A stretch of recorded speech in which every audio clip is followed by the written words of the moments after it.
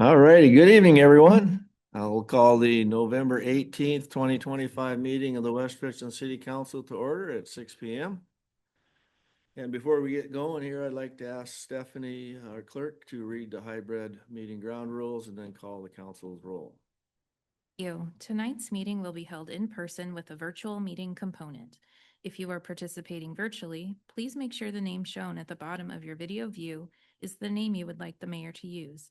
You can change this by right-clicking on the three dots in the upper corner of your video view and clicking Rename. Audience members present in the council chambers will be called upon first during public comment periods. Those participating remotely should virtually raise your hand if you wish to speak. To virtually raise your hand, click on Participants and then click on Raise Hand. If you are participating by phone only, press *9 to raise your hand. Please limit comments to 3 minutes. Roll call. Brent Gary, Here. Richard Bloom, Here. David Fetto, Here. May Hayes, Here. Kate Moran, Present. John Smart, Here. Ken Stoker, Here. and Mayor Pro Tem Brink is on travel at the National League of Cities in Salt Lake. I have a motion to excuse Mayor Pro Tem Brink this evening. I move to excuse Mayor Pro Tem Brink. Second. Motion and a second. All in favor, say aye. Aye. Opposed, like sign. Motion carried. Thank you, council. And with that, I'll ask Councilmember Stoker to lead us in the Pledge of Allegiance this evening. I pledge allegiance to the flag of the United States of America and to the republic for which it stands, one nation, under God, indivisible, with liberty and justice for all. Thank you, Councilmember Stoker. Appreciate that. Council, the agenda is before you this evening. Councilmember Smart has requested that item 6F, which is resolution 4325, supporting the proposed Benton County wide planning policies, be removed from the regular agenda. And we'll move that to item 8M. Is there any other changes this evening? Hearing none, may I have a motion to approve the amended agenda? I move to approve the amended agenda. Second. Motion and a second. All in favor, say aye. Aye. Opposed, like sign. Motion carries. Thank you, council. We don't have any presentations this evening, so that'll move us to our consent agenda this evening, which consists of payment of the bills, approve the minutes of the regular meeting October 21st, 2025, a resolution 4125 setting a public hearing for vacation 004-2023 for Sean Investments to vacate a stormwater easement. Resolution 4225 setting a public hearing for vacation 005-2025 for Thomas to vacate a portion of an access and utility easement. Resolution 4325 amending Resolution 3725 that is relating to surplus equipment. A motion to authorize the mayor to execute wastewater user agreement with VinMotion. Motion to authorize the mayor to execute a wastewater agreement with Red Mountain Estates. Motion to authorize the mayor to execute a wastewater user agreement with Double Canyon.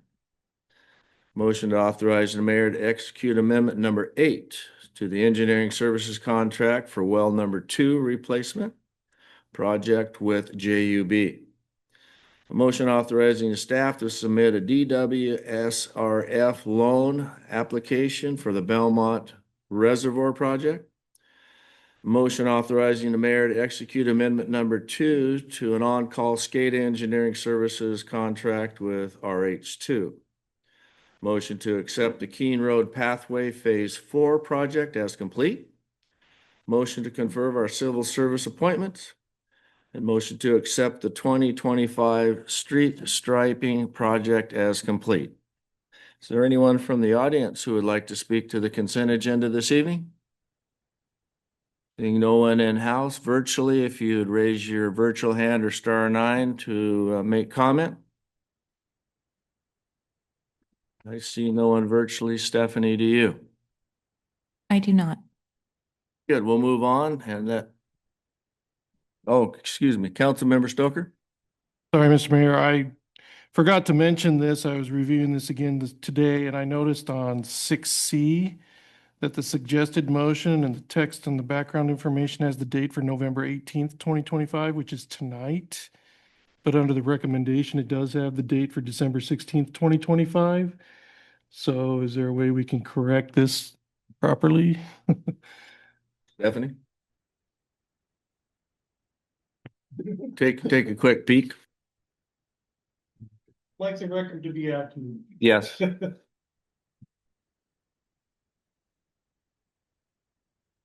was a big pack.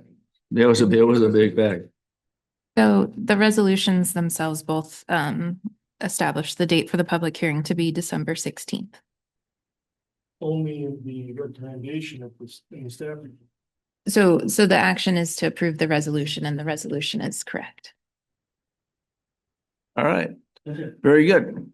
So that moves us to our first opportunity for citizen public comment. If you'd like to provide comments to the city Mr. council. Mayor, Yes, ma'am. we still need to vote on the consent. Oh, agenda. okay. He interrupted me, huh? That's okay. Yeah, motion, please. Move to approve the consent agenda. Was that the right motion? Yeah. Second. Motion is second. All in favor, say aye. Opposed, like sign. Motion carried. Okay, now we're moving on to citizen public comment. First opportunity. If you'd like to address council for items that are not on the agenda this evening, you come to the podium, state your name and residency for the record, and 3 minutes for comments. Anybody in house?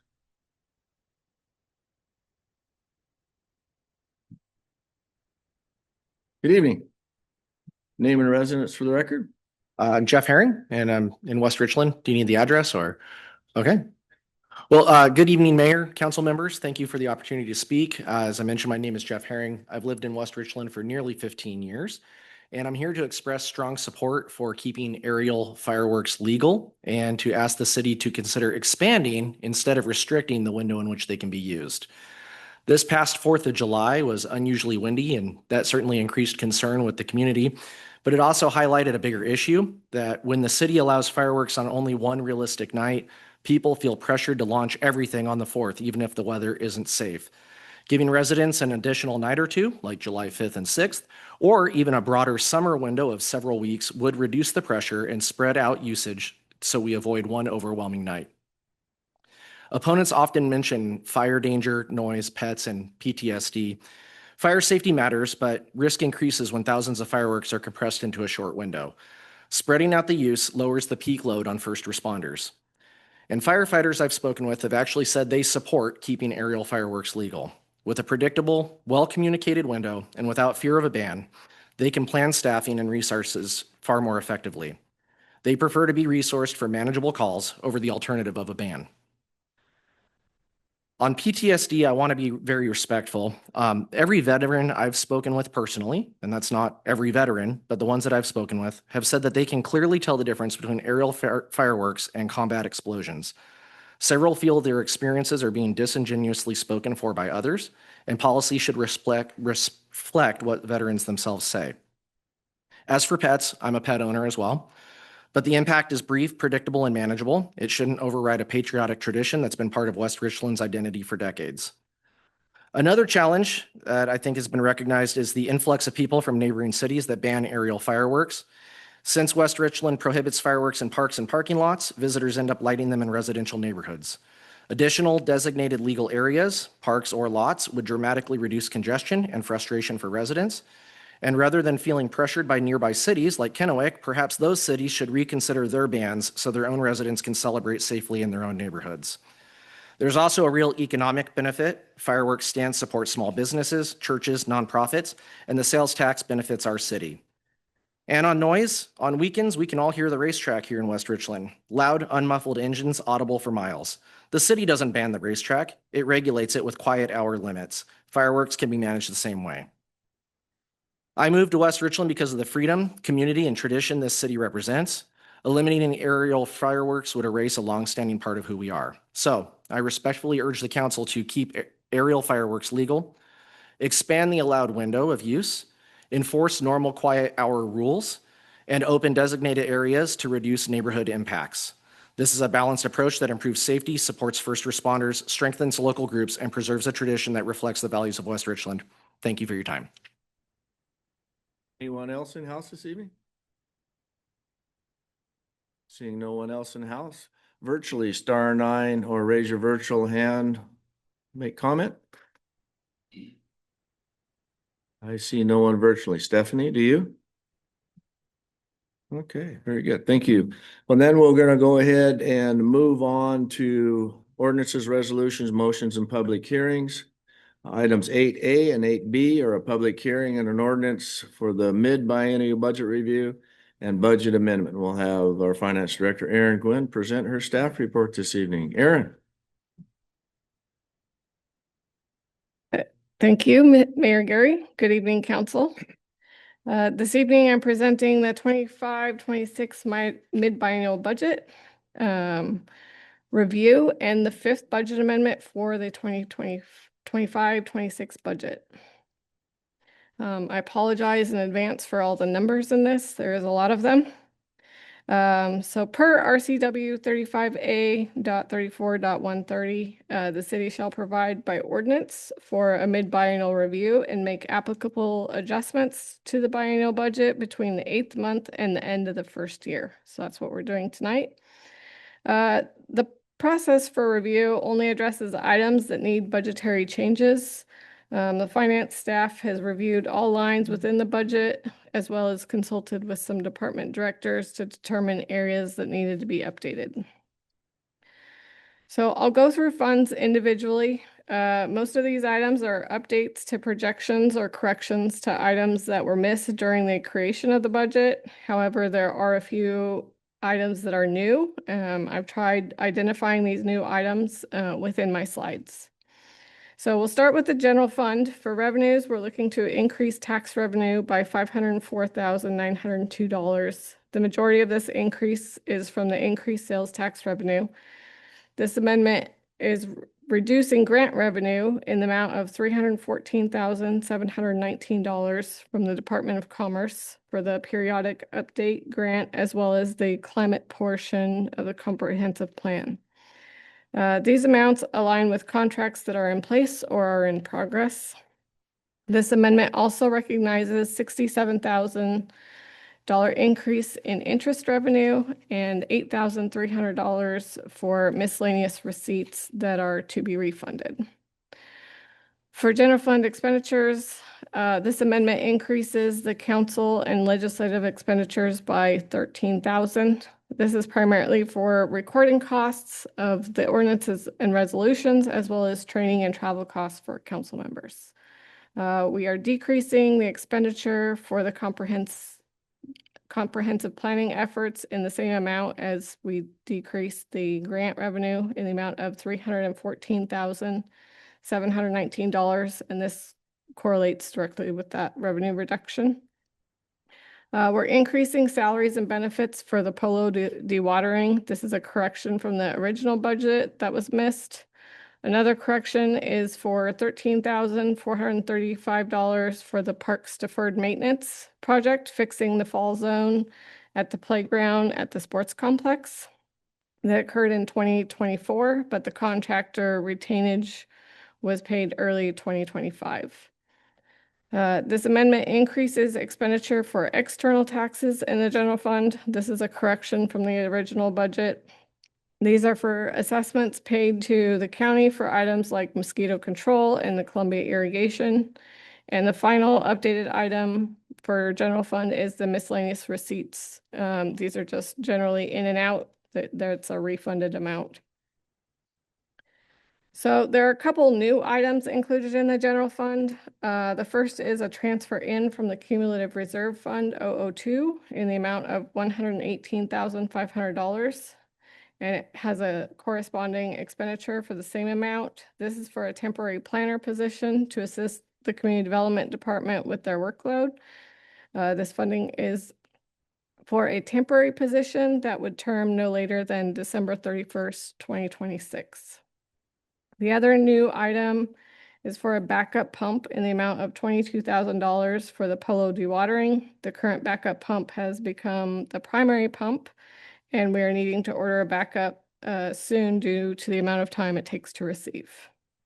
For general fund, this amendment recognizes an increase in revenue in the amount of $419,983 and a decrease in appropriations in the amount of $76,968, bringing the revised projected ending general fund balance to $4,106,037.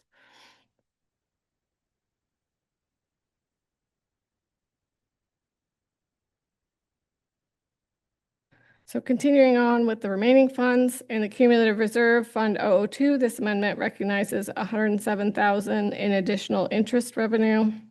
This amendment also recognizes proceeds from the 2 Belmont property sales, one at 6397 Keene and the other one at 6363 Keene, totaling $753,000.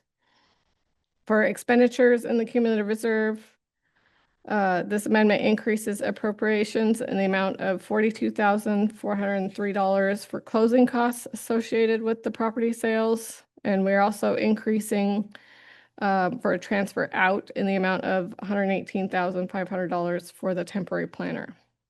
We're also making a small increase to the bank fees in the amount of $225.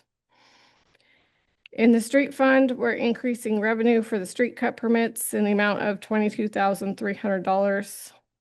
We're also increasing revenue in the amount of $29,394 for a state grant proceeds for the transportation element of the comprehensive plan.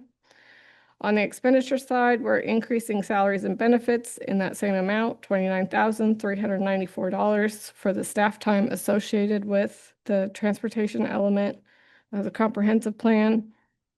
We're correcting an error to the original budget and increasing external taxes in the amount of $870 to pay for assessments owed to the county. For the Park Impact Fund, we're increasing expenditures in the amount of $50,000 for the Saturn project. This project correlates with the CIP amendment later this evening.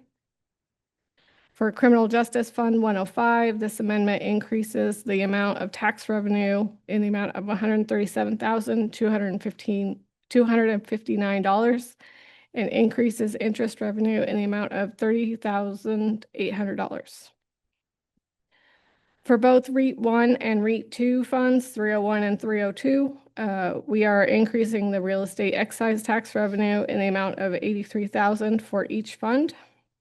We are also increasing the indirect cost allocation plan expenditures for $39,604 in the REIT 1 fund, 301, and $34,398 for the REIT 2 fund, 302.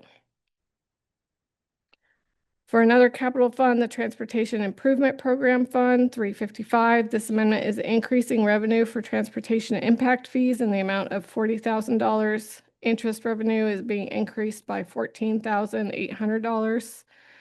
We are also recognizing revenue from the City of Richland for the Bombing Range Road Kennedy intersection project per resolution 4223.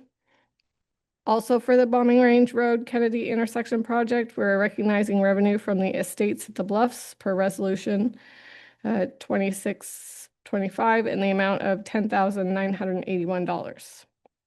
For expenditures, we're increasing the Bombing Range Road Kennedy intersect project for a total of the contributions, which is $26,165. We are also correcting an error to the Dallas Arena intersection project and reducing the expenditure amount in the amount of $25,000.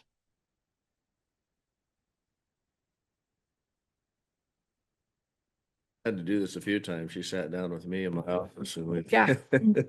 The remaining updates are for the utility funds, which will start with the Water Sewer Operating Fund 401. For revenues, this amendment increases collection revenue for both water and sewer in the amounts of $400,501 and $432,599 respectively. We are also increasing interest revenue in the amount of $229,100. On the expenditure side, one of the big updates across all operating utility funds is an increase in credit card fees. These are the fees the city pays to the credit card merchant whenever a utility customer pays with a credit or debit card for their utility bill. For water sewer fund, this amendment increases the expenditure in the amount of $276,150. We are also increasing the indirect cost allocation plan costs in the amount of $43,190. And finally, for the water sewer operating fund, we're increasing the tax, both internal and external, combined in the amount of $155,549. This is primarily due to the increased revenue. For irrigation fund, this amendment increases interest revenue in the amount of $13,800 and expenditures in the amount of $6,624 for the credit card fees. For the stormwater fund, we're recognizing state grant revenue in the amount of $120,000 from the Department of Ecology. This is a grant that is associated with general operations and maintenance, so there is no corresponding expenditure for this one. For revenue, we are also recognizing an increase in the stormwater collection revenue in the amount of $13,222 and an increase in interest revenue in the amount of $68,584. The only expenditure increase for the stormwater fund is for the credit card fees in the amount of $26,212. For the solid waste fund 405, this amendment recognizes an increase in revenue for collection revenue in the amount of $335,287, and interest revenue in the amount of $13,500.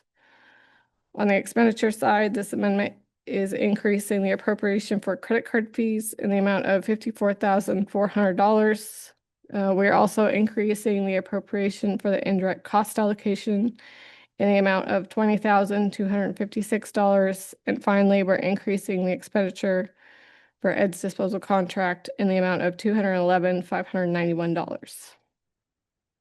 And these last two funds included in this amendment are the utility system development funds. For the water system development fund 441, we're increasing interest revenue in the amount of $125,000.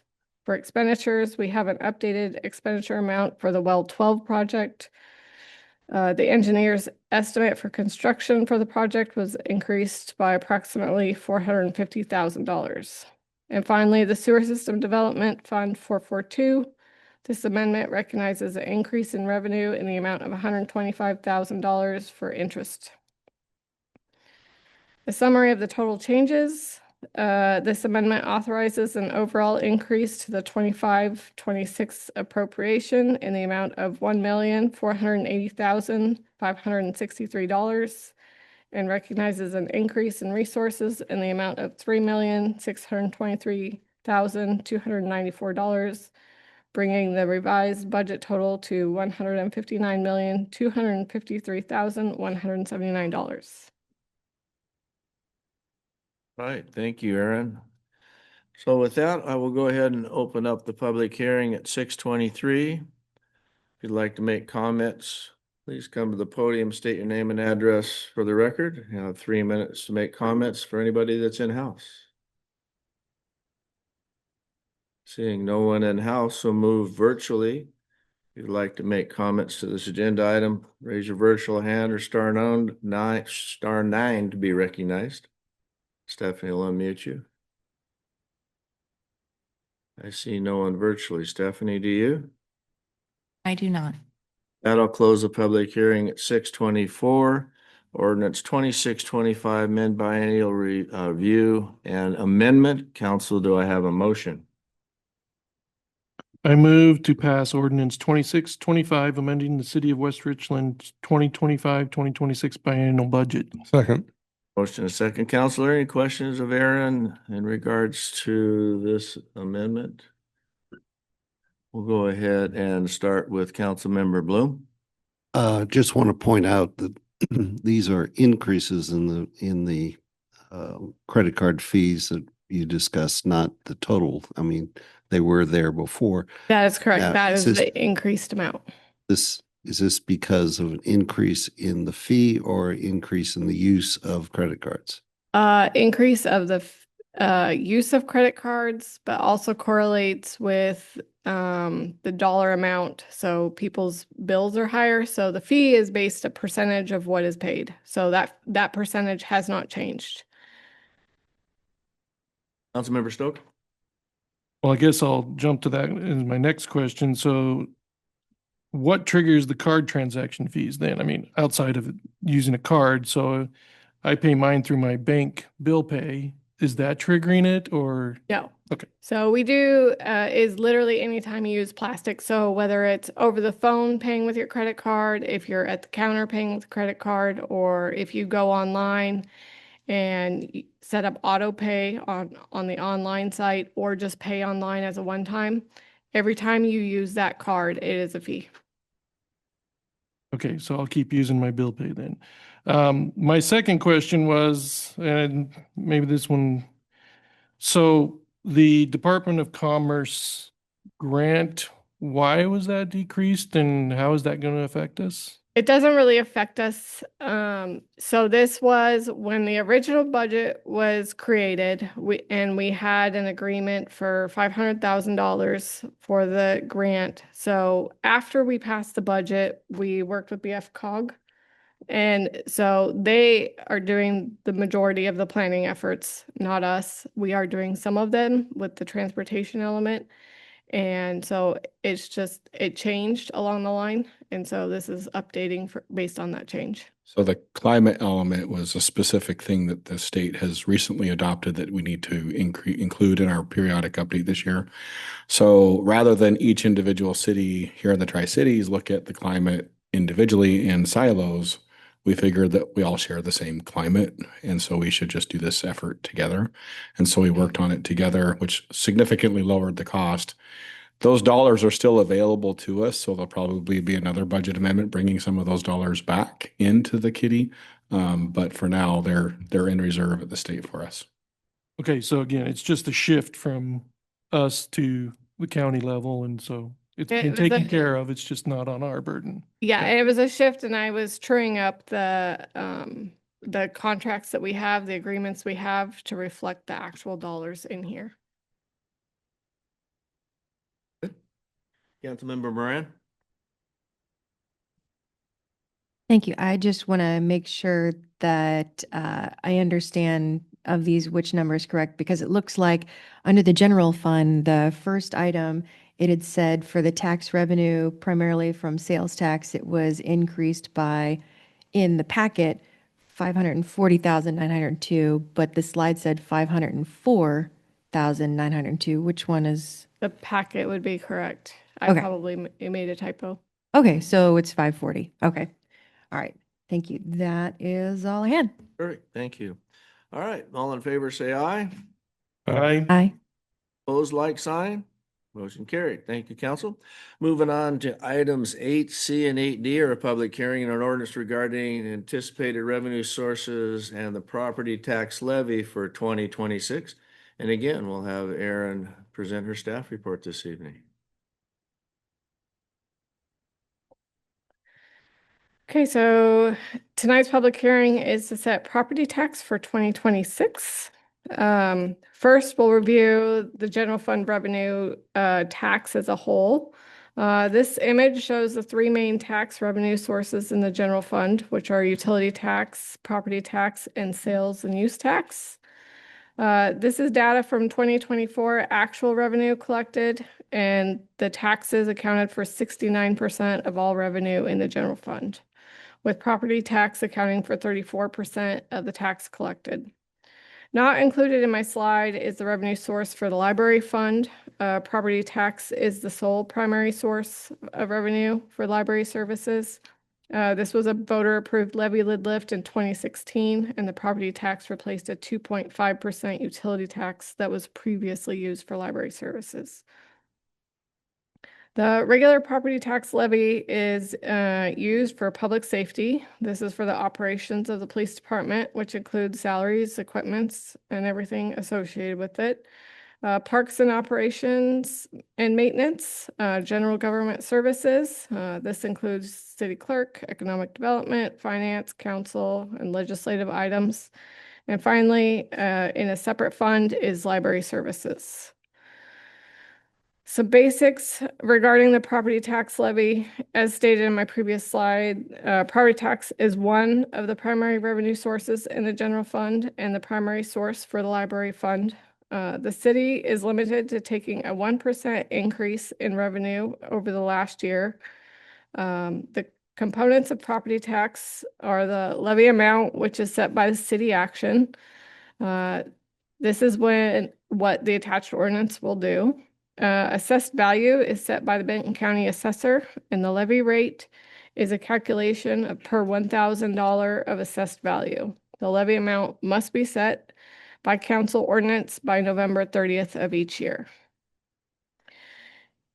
Here are some key definitions in calculating the levy amount. The highest lawful levy is the highest lawfully allowed levy amount from the prior year. For the city of West Richland, this number is $3,239,204. Next is the levy lid. For local governments with a population greater than 10,000, the regular property tax increase is limited to the lesser of 1% or the implicit price deflator. For 2026, the limit is 1%. Levy amount is the dollar amount the city will collect through property tax. In 2025, the city levied the highest lawful amount, which was $3,239,204.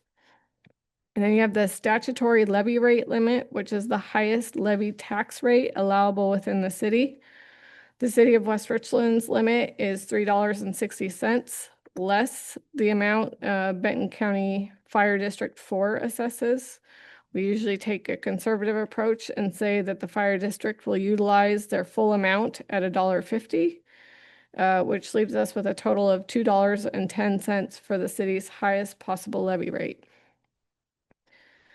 So this slide takes into account the limits discussed above to calculate the new levy amount. The attached ordinance tonight is looking to increase the levy by the allowable 1%, which is a total of $32,392. This amount does not take into consideration any increase from new construction or the admin refund. The proposed 2026 levy amount is $3,361,985.84.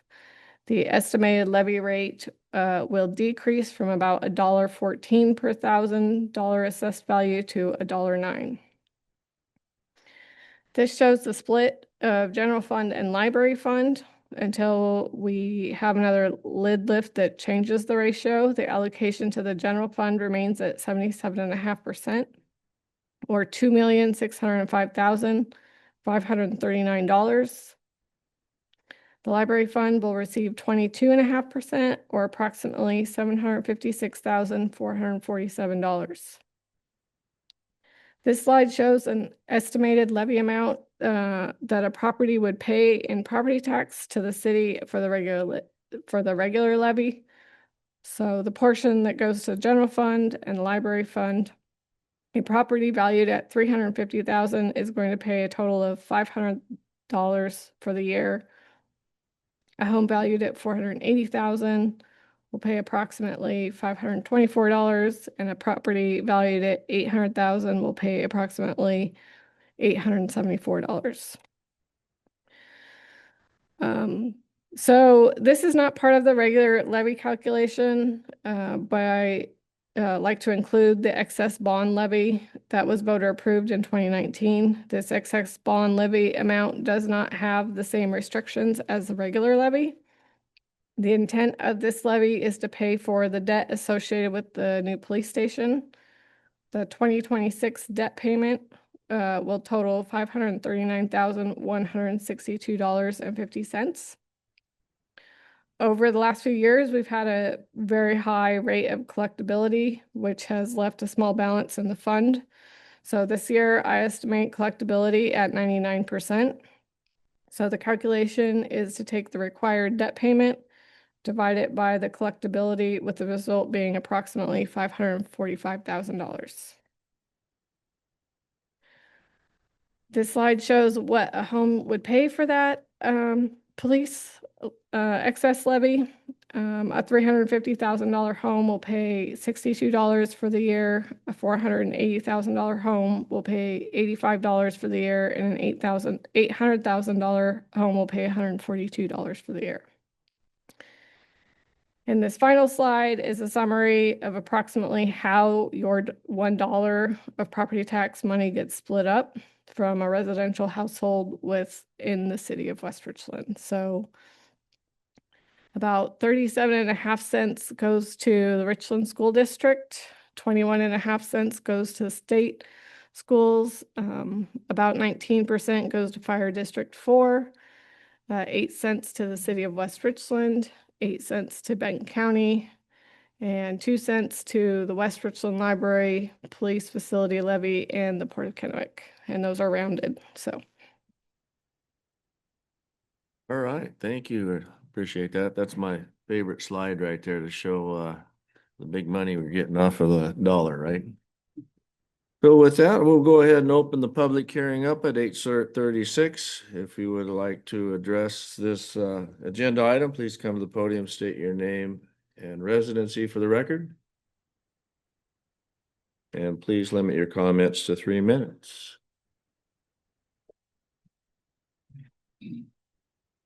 Nancy Aldridge, 3405 South Lake Drive. I'd like to thank Aaron for that slide, those slides. Those were very informative, really.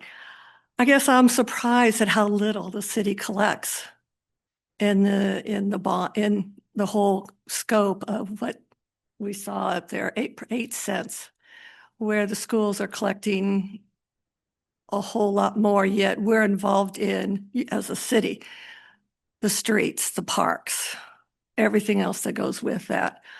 I think that everything's set now to go ahead and move with the 1%, but I think sometime in the future, you might want to consider raising that lid levy to take in more dollars so that you can, you can meet more of your services. And 2 cents to the Port of Kennewick, what the heck have they done for us? Really? Thank you.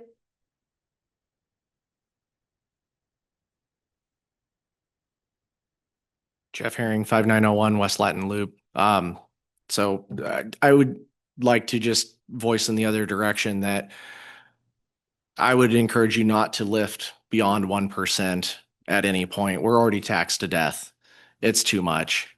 I got reassessed this year. It's shocking and it's unsustainable. And I can't imagine what it's like for people that are on fixed incomes and not working, who've been in their homes and are potentially facing being forced out because the tax man just keeps coming and coming and coming.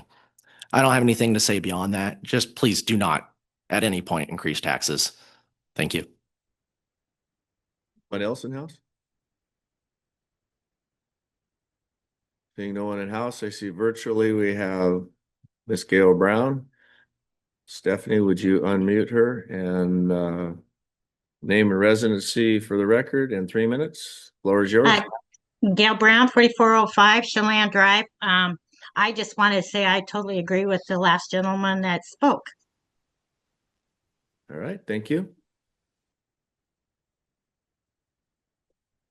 No other comments. We'll go ahead and close the public hearing at 6:38.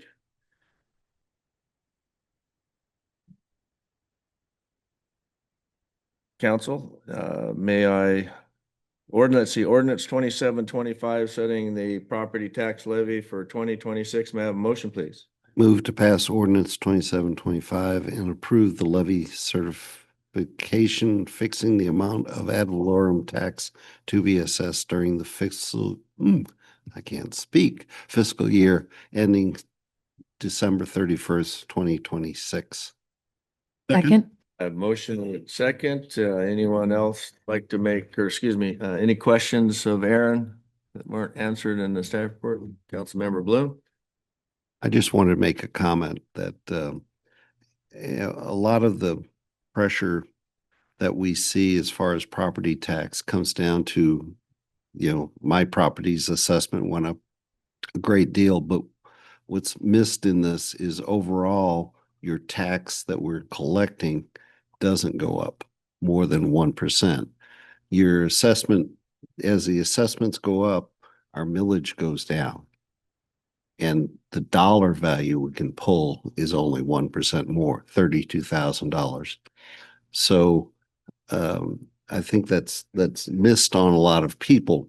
Now, my point is, I'm still amazed at the assessor's office. It appears to be targeting West Richland more so than other areas because similar houses and maybe the sales are that way that the houses in West Richland sell more. That's why they're assessed more. But, it just seems, people were complaining, well, why do I pay so much? Why is taxes so much higher in West Richland and Kennewick? The properties assessed for higher and the millage may not be any difference, but the dollar value is. All we as council are fixed on how much little bit we can pull from the existing homes of 1%. And so it's 1% of that 8 cents. So think of it in that manner that we're getting.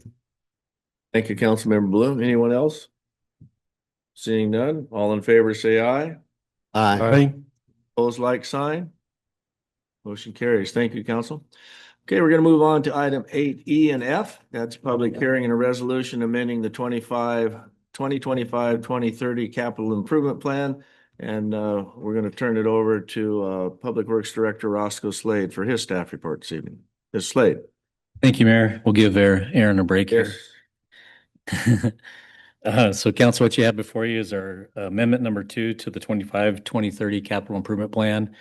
If you remember back in February this year, you adopted that plan, or excuse me, it was amended. We adopted it and then, June 17th, we amended it when we added the Veteran Cemetery as a project on this plan.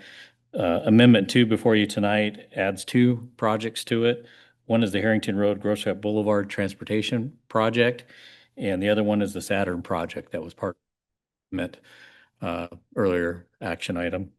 And so what you have before is a motion to approve these projects. This doesn't appropriate funds. It just puts it on so that funds can be appropriated for these projects in the future. Thank you, Ms. Slade. With that, I'll open the public hearing at 6:42. If you'd like to make comments, please come to the podium and state your name and address for the record, then we'll go virtually. Anybody in the house? Seeing no one in house. Virtually, *9 or raise your virtual hand to be recognized.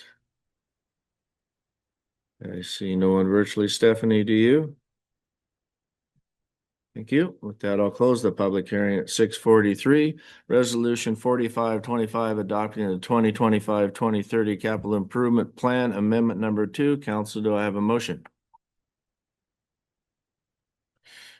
I move to pass resolution 4525 adopting 2025 through 2030 6-year capital improvement plan. Second. And council, any questions of Roscoe that hasn't been asked or answered in his staff report this evening? Seeing none, all in favor, Councilmember Moran. Apologies, slow on the draw. That's fine. I realized that I probably should have asked this earlier, and it's been a busy week for me. I'm wondering if you could just do a very brief synopsis to remind me what the Saturn project is. We did have a representative in the thing to give you more, but it's where they put the planet markers throughout the Tri-Cities. And so we're partnering with Benton County. I think the sun is at the Reach Center and they've got it measured out. And believe it or not, the intersection of Belmont and Keene is in the Saturn's orbit on this side of this, and Benton County out at Three Rivers Park. So we're partnering with a nonprofit to put Saturn up there at the corner. And so the budget amendment included funds for that. It's gone through the park board. It's kind of an educational art piece / park bench that we'll be working on with Benton County and this nonprofit to put there at that intersection. Excellent. I remember talking about it before, and I was hoping that was the case, even though Benton City probably got one of the better ones. But you know what? I'll take Saturn. Saturn's a good one. It's what, the biggest one? It's the what? The most rings. Okay. So we got rings. We're good. That's why we put it in between two schools. Education. Anyone else? All in favor, say aye. Aye. Opposed, like sign. Motion carries. Thank you, council. All right, item 8G and H are a public hearing and a resolution amending the 2026-2031 Transportation Improvement Program. And again, Mr. Slade to present a staff report this evening. Thank you, Mayor. So this is Amendment 1 to our 2026-2031 Transportation Improvement Program. And what we're doing is adding in the Harrington Road Gross Cup Boulevard project into our 6-year TIP plan. With that, I will open the public hearing at 6:46. If you'd like to address this agenda item, please come to the podium, state your name and address for the record. Please limit your comments to 3 minutes. We'll give you your 3 minutes back. We'll go virtually, *9, or raise your virtual hand to be recognized. Make comment on this agenda item. Stephanie, I see none. Do you? Not. We'll go ahead and close the public hearing at 6:46. Resolution 4625 adopting the 2026-2031 Transportation Improvement Program Amendment 1. Council, do I have a motion? I move to pass resolution 4625, amending the city's 2026-2031 6-year transportation improvement program. Second. Motion and a second. Council, any questions of Roscoe that weren't addressed in the staff report this evening? Seeing none, all in favor say aye. Aye. Opposed, like sign. Motion carries unanimous. Thank you, council. Moving on to 8I is a resolution amending the master fee schedule relating to irrigation charges. And again, we'll have Roscoe Slade, our Public Works Director, presenting staff report. Roscoe.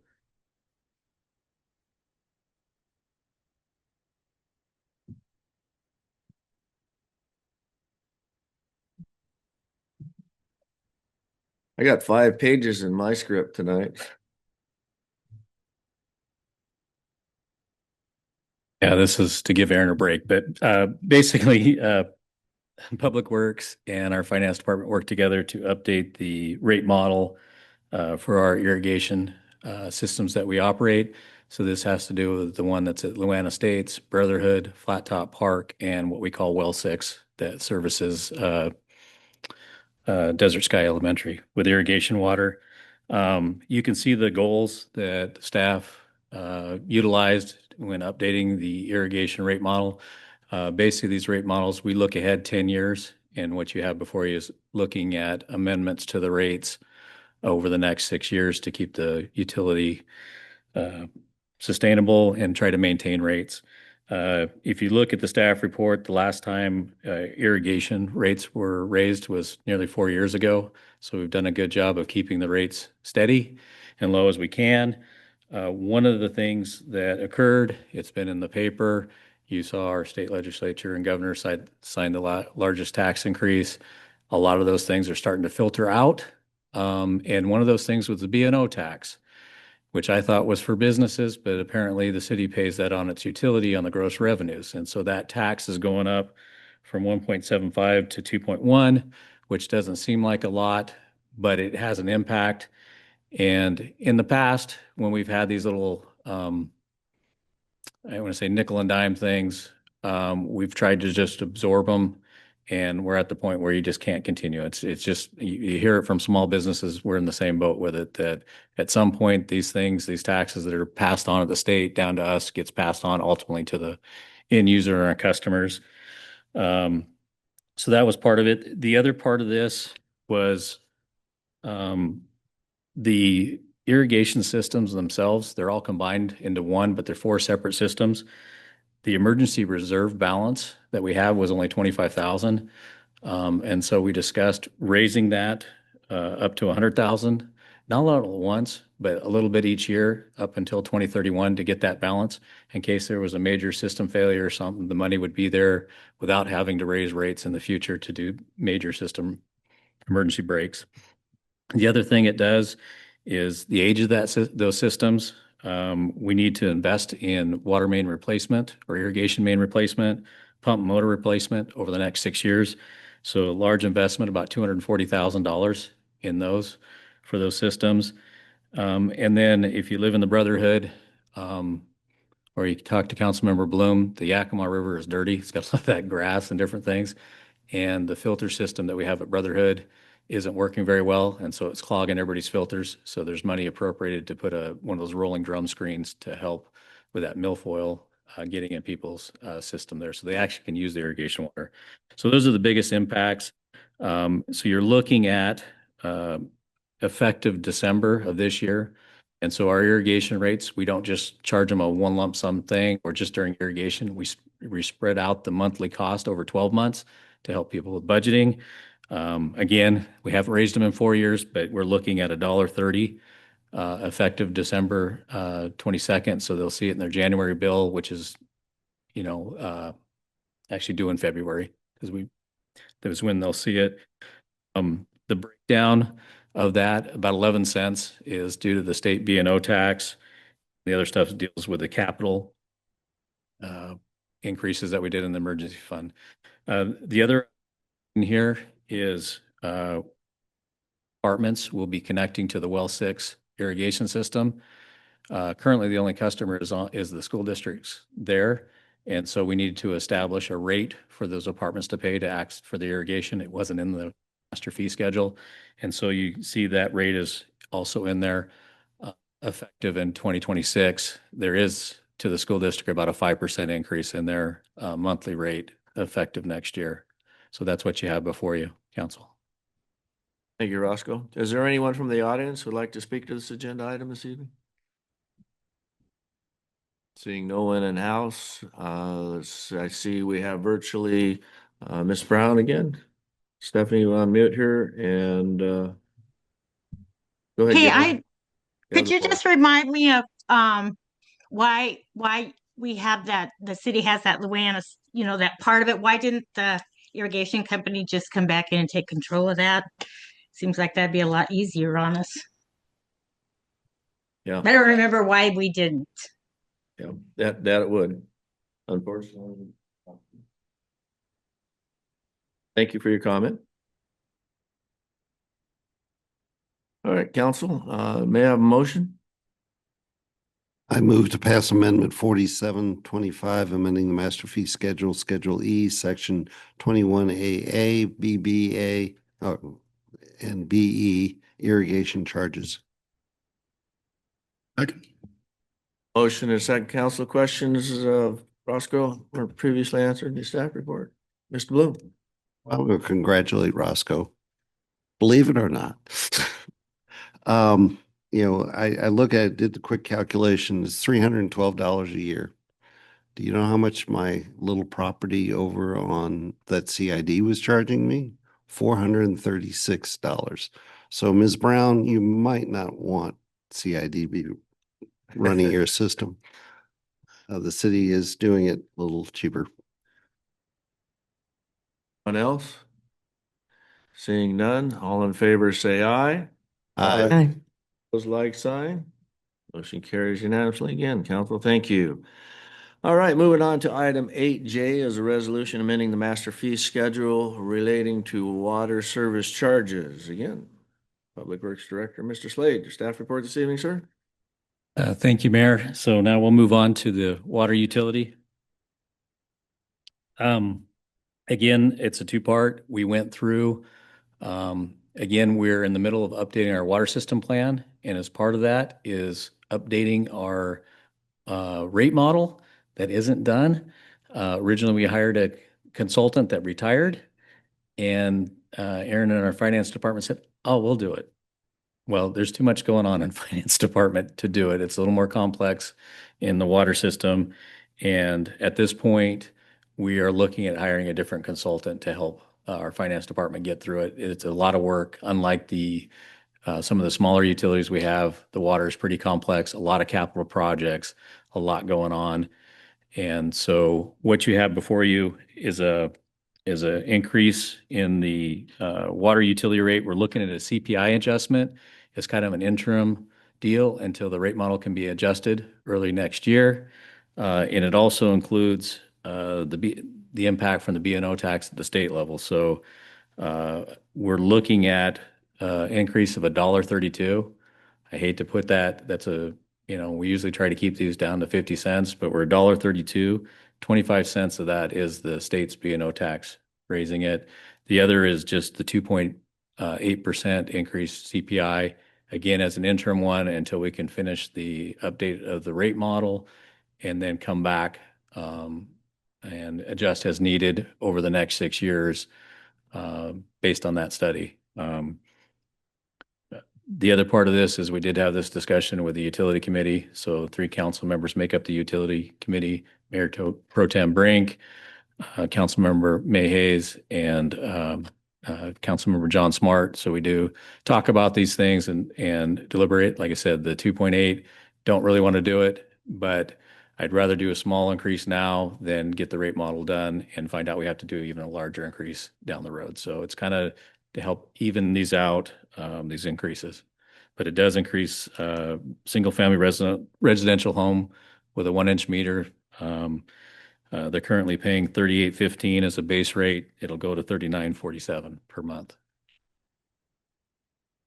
Roscoe, is there anyone from the audience who'd like to speak to this agenda item this evening? I see no one in-house, and virtually *9 or raise your virtual hand to be recognized. Make comment. Seeing none, council, may I have a motion, please? I move to pass resolution 48-25, amending the master fee schedule, Schedule E, Section 19A, water service charges. Second. Second, any more questions for Roscoe? Seeing none, all in favor say aye. Aye. Opposed, like sign. Motion carries. Thank you, council. So moving on to item 8K is a resolution amending the master fee schedule related to stormwater service charges. And again, Public Works Director, Mr. Slade, for your staff report this evening. Thank you, Mayor. We're past the hard ones. So this is a stormwater utility, and I'm happy to say the only adjustment to this is due to the B&O tax. And so with that, it's only a nickel a month that we're doing. And like I said, in the past, we just continue to eat these and build up and then come to you with a big increase. But the discussion with the utility committee is not to do that, that as these things come from the state that are passed down, that we pass it out and be transparent with these charges. So what you have before you would raise the monthly stormwater charge 5 cents, and I had it in front of me. It would increase it to $10.80 from $10.75. Thank you, Roscoe. Is there anyone from the audience who'd like to speak to this agenda item this evening? Seeing no one in house, virtually *9 or raise your virtual hand to be recognized. I see no one. Stephanie, do you? Not. Council, may I have a motion, please? I move to pass resolution 4925, amending the master fee schedule, Schedule E, Section 20A, stormwater service charges. Second. Motion and a second. Council, any questions of Mr. Slade that wasn't on his staff report? Seeing none, all in favor say aye. Aye. Opposed, like sign. Motion carries. Thank you, council.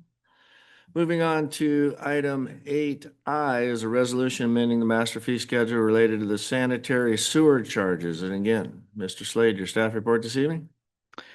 Thank you, Mayor. Last one. Again, this is dealing with the sewer utility, and happy to present that it's just the B&O tax from the state that increased.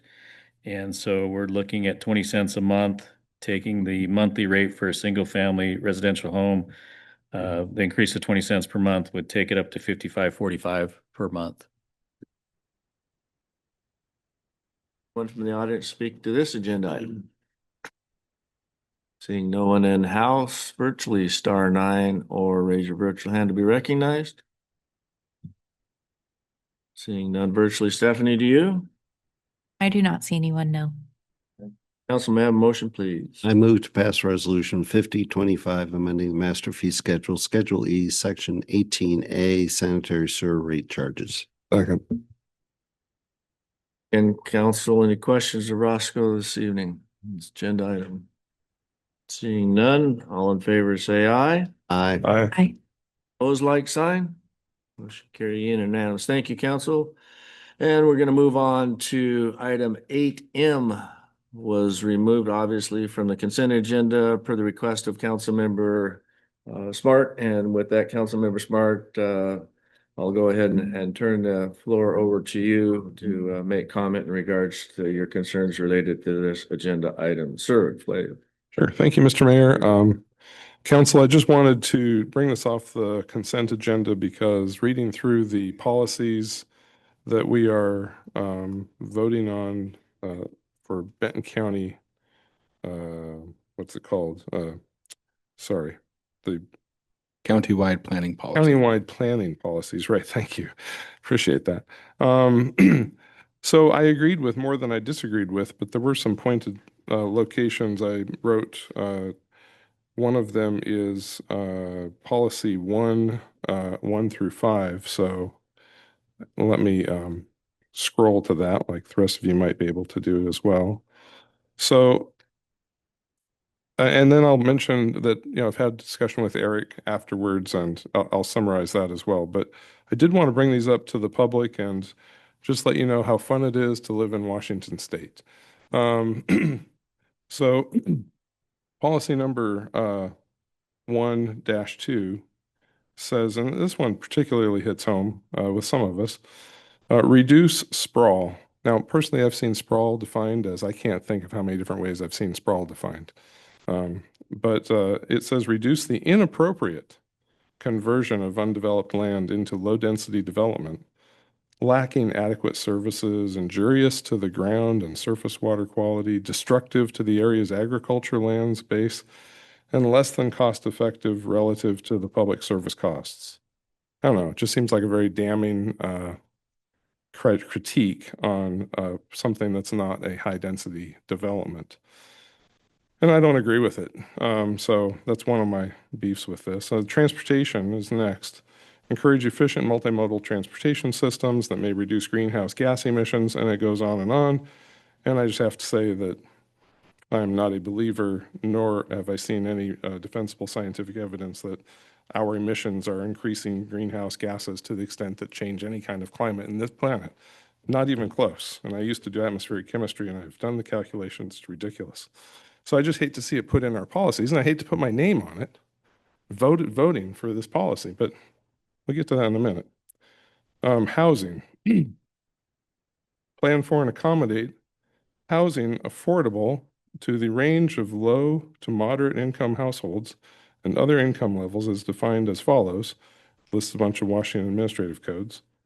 Of the county population within the cities and unincorporated Benton County, consistent with county cities develop, promote a variety of residential densities and housing types, and encourage preservation. And let me just finish.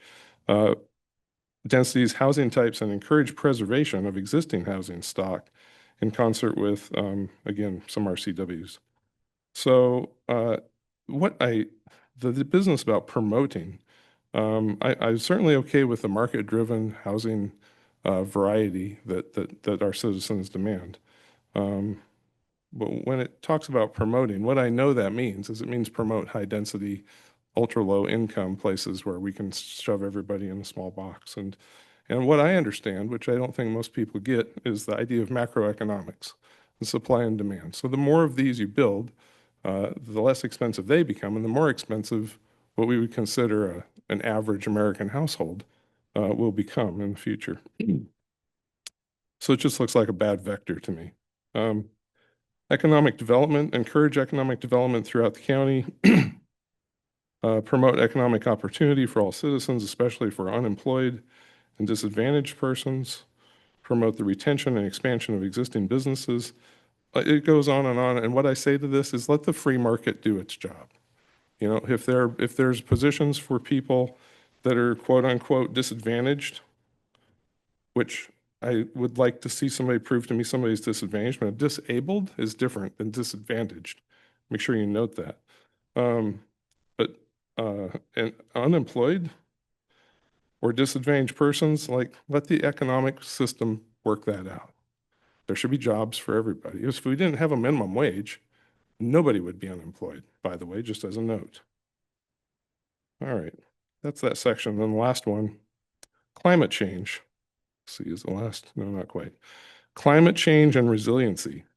Ensure that comprehensive plans, development regulations, and regional policies, plans, and strategies under this RCW and this chapter adapt to and mitigate the effects of a changing climate, support reductions in greenhouse gas emissions and per capita vehicle miles traveled.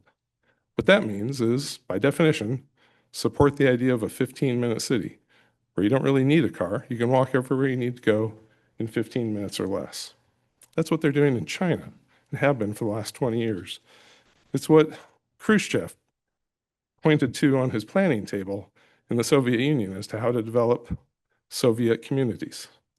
And, you know, that's not fiction. I'm sorry if those of you who don't Let's understand get that back to the aren't policy that educated. you're talking to. But I'm telling you, that's a really bad strategy, and it will lead to unintended consequences you don't want to experience.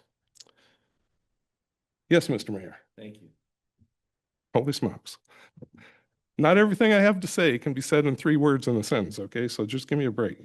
I just wanted to stay focused to this particular resolution supporting the particular Right. comments in regards. So to the greenhouse, in this got it. list. Okay. Thank you. Well, the greenhouse gas emissions and planning to eliminate or reduce those is directly related to how we plan our cities. And that's what this is aiming towards, so make no mistake. All right. Let me scroll down to the last 2. Again, the following actions should be accomplished. Accommodate moderate, low, very low, and extremely low income households within unincorporated areas of the county and cities according to the Housing Association plans. Again, I don't have a problem. If somebody wants to build low-income housing or Habitat for Humanity or whatever, that's great. But what bothers me is it says, you know, it's accommodating and promote. What does that mean? What that means eventually is that we end up paying it with our tax dollars. And then we say provide for the preservation, improvement, and development of housing. Stop the works. Provide? What does that mean? How does a city provide for housing? Okay, that's me paying for somebody else's house. Not a thing I would like to see happen. All right, well, that was it. So those are the complaints I have on this plan. Now, since then, Mr. Mendenhall has graciously informed us of Washington state law and tells us that we have essentially no choice if we're a Growth Management Act burdened, I'll say, city. If we don't comply with these, is my understanding, please correct me if I'm wrong, Mr. Mendenhall, if we don't accommodate all of these requirements as listed, and Eric has assured me that he has put nothing in addition to what's absolutely required, or that the counties have not, that we'd be risking our grant funds from the state. And that would make Roscoe unhappy. And we would not have things like the SR 224 improvement. We would not have things like, actually Roscoe could list them. As a matter of fact, I might ask Roscoe if he wouldn't mind. Like, Everything you see going on in Yeah. the city Please is what Ross tell us. grant So money for. this is what I want to be on record, is that I don't like these things, but Roscoe's just about ready to tell us a short list of some of the main things we would not be getting if we didn't get grants from the state. Yeah, so anything we do with infrastructure, typically it's our water wells, reservoirs, expansion of treatment plant, lot and transportation. The Red Mountain project you're talking about is $34 million that came back to the city.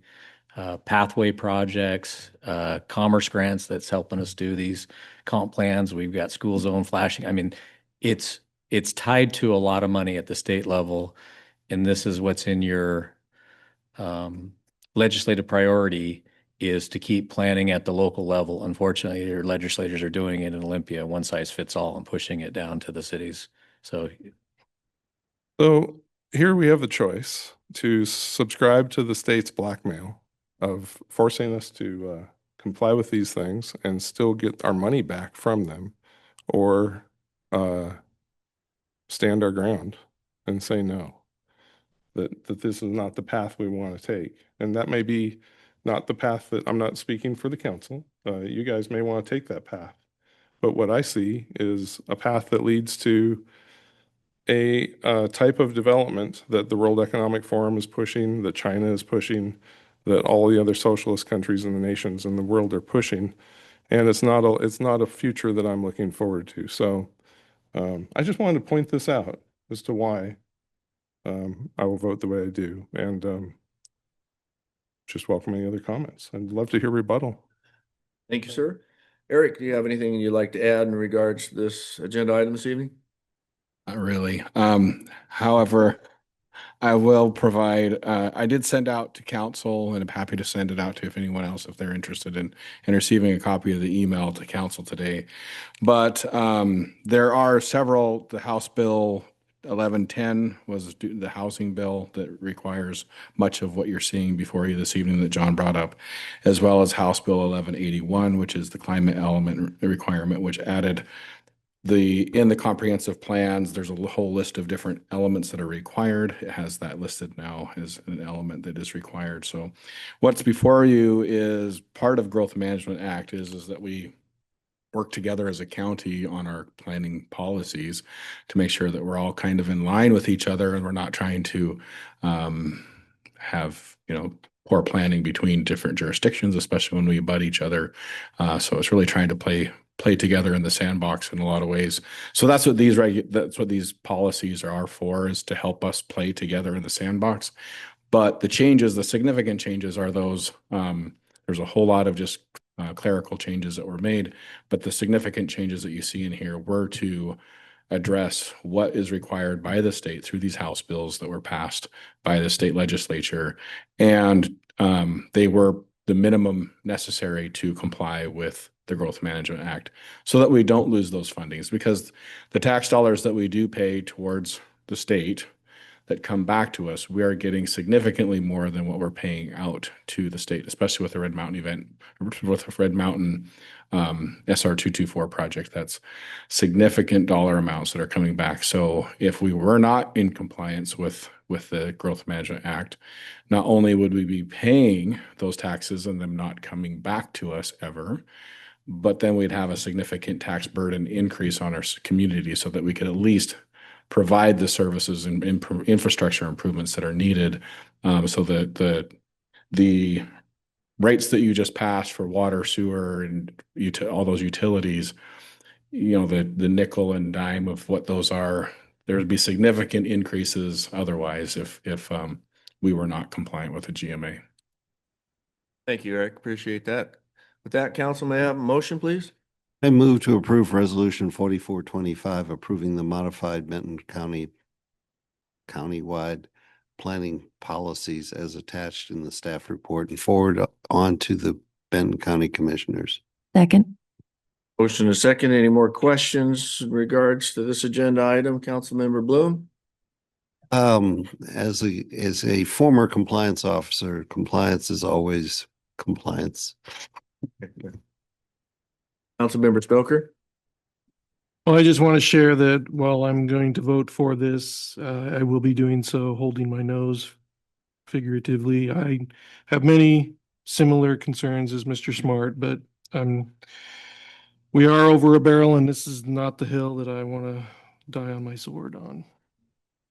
Councilmember Smart? We'll get her last. Yeah, so I guess I could do the same, but I don't want to waste my effort of making that little monologue, so I'm gonna vote no. I don't expect that to change the result. Thank you for your explanation, sir. Appreciate that. Councilmember Moran? Thank you.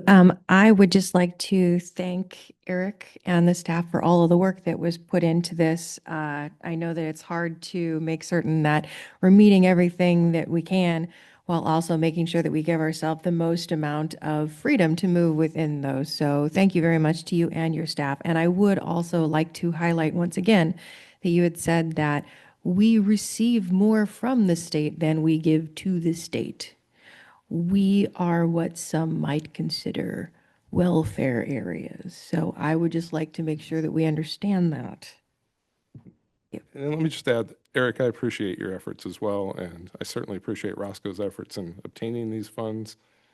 I understand. I do disagree with the whole method, and I'm going to take a stand tonight on that. So, but don't take that personally. I think you guys do a great job, and I understand the complexity and difficulty of getting this kind of squeaking through without being too radical about it. So, And thank you for reaching back out to have a one-on-one conversation. And that's what we encourage all council members to do that have any questions, have an open dialogue with the directors to maybe see a different side of the story, whether you agree to disagree, that's fine and dandy. That's what we're here to do, is to voice our opinions. So with that, all in favor, say aye. Aye. Opposed, like sign, please. nay.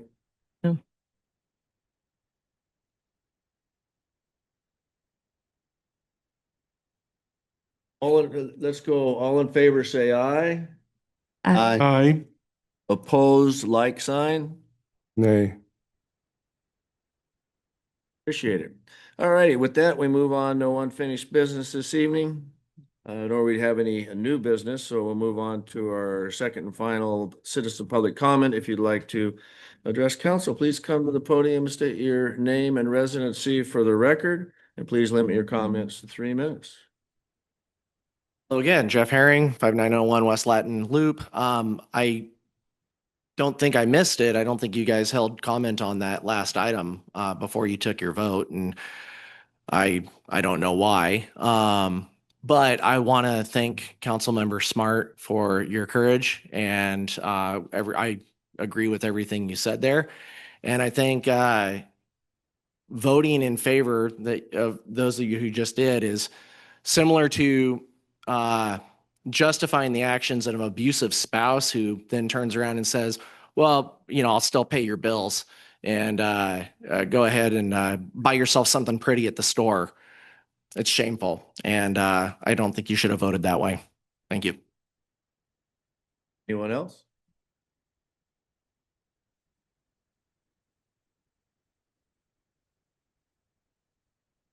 Dan Ritchie, 508 Austin Drive. Thank you for the opportunity to speak tonight.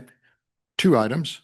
Number 1, we had a great Veterans Day parade, and I want to thank the City of West Richland and the Chamber of Commerce for putting that together.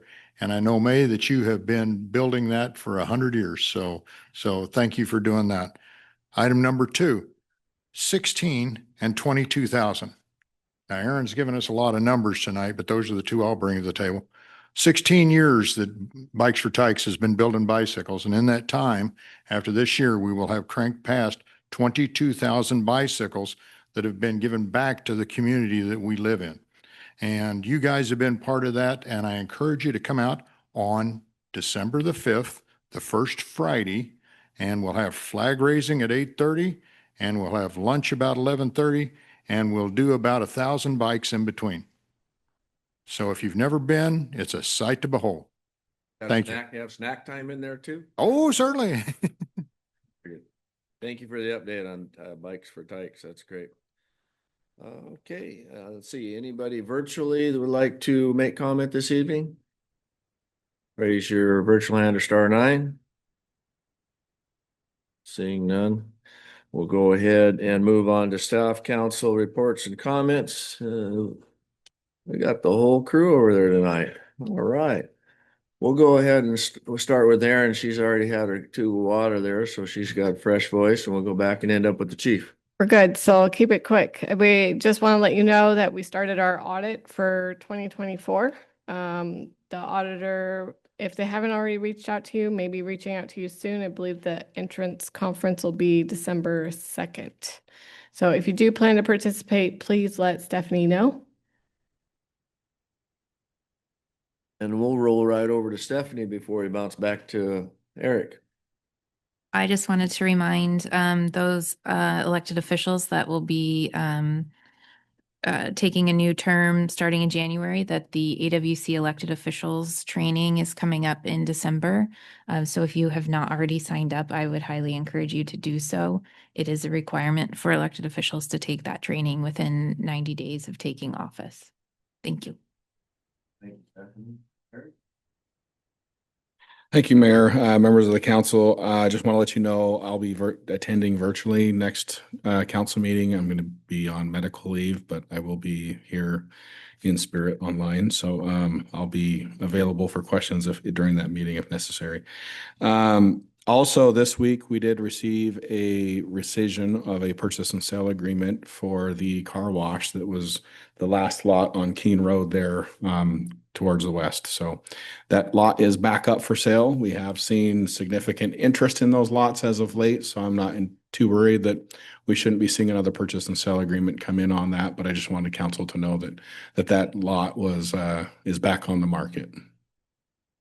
Thank you, Eric. Roscoe? So council, I'll give you an update, and the public that's listening on the SR 224 Red Mountain project, you guys get weekly updates via email. But the question everybody's asking, where we at with the intersection of Rupert and Belmont and Van Giesen? They're slated, as long as the weather holds out this week, that intersection will get paved and get open probably beginning of December. Look on social media. We post that stuff. That'll be the first place you'll see it. And then we'll move. There'll be some other changes over the winter. They're working still on the Columbia Irrigation District Canal there on Van Giesen. They're also doing some underground work. And so once the intersection of Belmont, Rupert's open, Van Giesen between that intersection to Keene Road will be closed, including the intersection of Paradise. So that'll be the next section, and they'll start working on the roundabout at Paradise. So things will change a little bit, but at least the people that live up Belmont will be able to get down to Van Giesen and back through town that way. But it's still progressing good and making progress. They're catching up on the 5 weeks we lost with the operator strike earlier this year. Chief? Mayor and council, thank you. I wanted to update you on our Halloween haunted house. What a great event. We had over 950 people come through the police department. Just one more occasion for us to build relationships with the community and kids. And it was very successful. And I know that we have to recognize that the fireworks ordinance and issue is a hot topic for many people on both sides.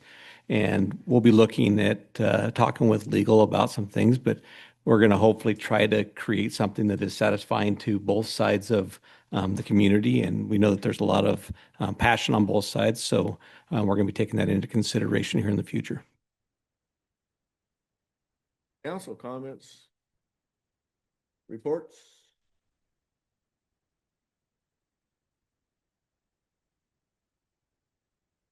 All right, we're going to go from left to right today. Councilmember Hayes. Thank you, Mayor. I just want to remind everybody, this year's 24th annual Operation Candy Cane that's put on by the Fire District number 4. And I've been associated with this for years with Operation We Care.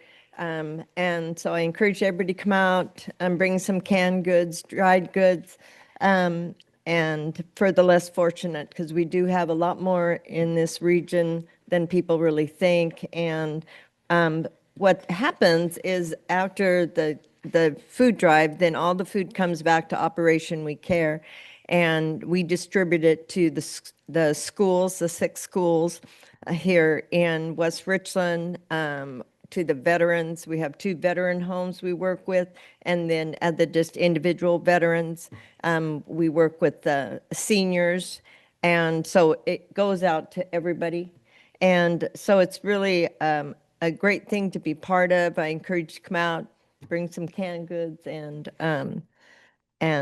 enjoy the night with Santa Claus. So thank you very much. Oh, I better tell the date. It's December 6th and it's from 5 to 8 p.m.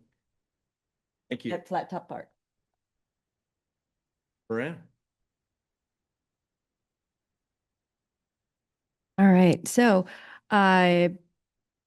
since our last meeting, myself and several others, including I saw Roscoe there, missed a few other folks that were supposed to be there at the Future 2075 Futuring event that Benton Franklin Council of Government put on. It was a really fun sort of a celebration situation where we were just talking about what our hopes and dreams are for the area that we live in, which we also came up with some different names that we might rebrand our area as rather than just the Tri-Cities so that we can include West Richland, Benton City, things like that. It seemed like the confluence or Tri-Rivers confluence or something like that was a big hit. So that was interesting. But that was on the 6th in the evening, and then the 7th most of the day.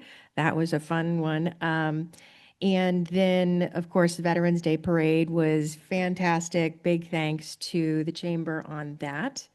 And coming up this week on Friday is the next Benton Franklin Council of Government Board meeting. It is going to be, again, virtual, just like normal. Hybrid. So you can either go in person at their office or virtual, and it's at 10 a.m. on the 21st, this Friday. Councilmember Bloom. Yes. There's been reports in the media that we were canceling aerial fireworks. Well, that's how media reports, I guess. Okay, I just want to make sure if I didn't miss something. No, they did. They did. Okay. As I've said before, I think we can do a better job, but I do not believe we necessarily need to do something that extreme. Again, that's why I forgot. I will be bringing some information flyers for the use of the Connect series. Also, they promised me we'll be having a workshop on the long-term development plan, but for Ben Franklin Transit. But there is a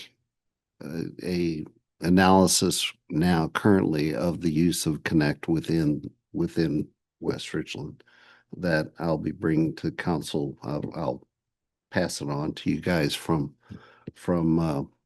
Stephanie. Okay. So. Councilmember Smart. Thank you, Mr. Mayor. At our last meeting, got a little exciting at the end, and I wanted to read for the benefit of council and both you, Mr. Mayor, and our mayor-elect.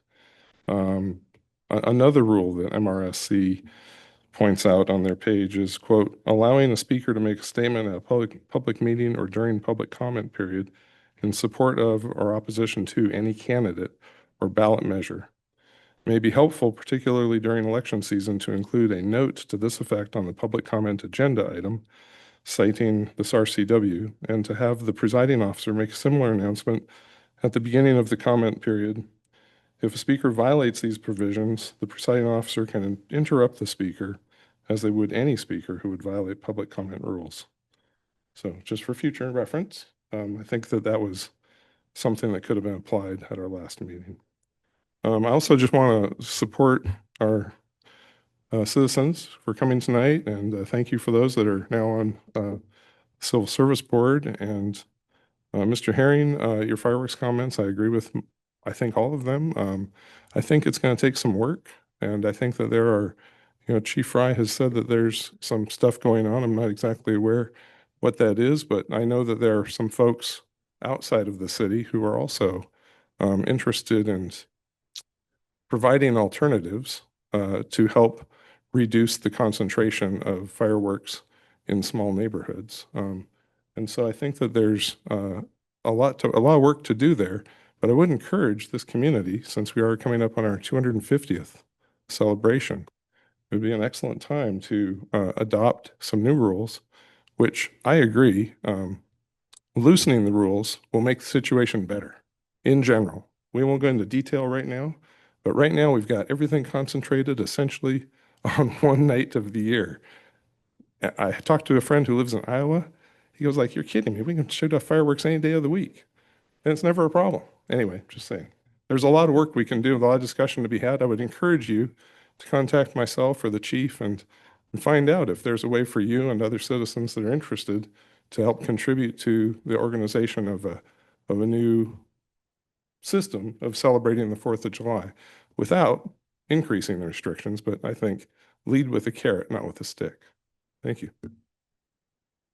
And I'll go ahead and throw out on the Independence Day on the 4th is a Saturday, and that happens to be a race weekend out at Tri-City Raceway. And I believe they are going to have a fireworks exhibition out there for that event. That'll be the Cars series that we'll be visiting. That is Dale Earnhardt's and Dale Earnhardt and okay, Welcome to My World. Yeah, the other one. So yeah, look forward to that.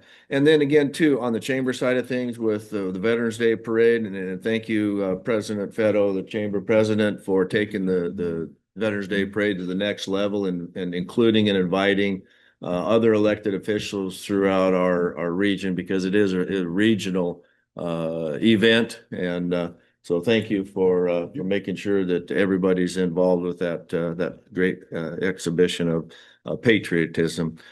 So with that, council, we do not have any executive session, and we will go ahead and it's Kevin Harvick, Dale Earnhardt and Kevin Harvick. I see how I knew. Quit thinking about it. It comes right back to you.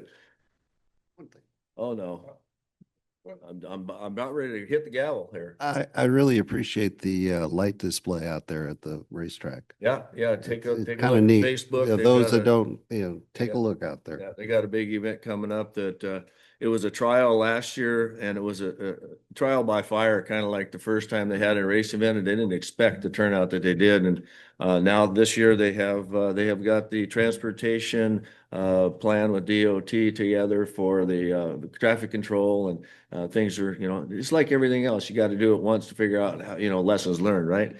So yeah, take advantage of it. It'd be a great show. But with that, council, we have no executive session this evening, and we'll go ahead and adjourn at 7:35. Or excuse me, yeah, 8:35. 7:35. I go, hold on just a second. So God, that was a long meeting. 7:32.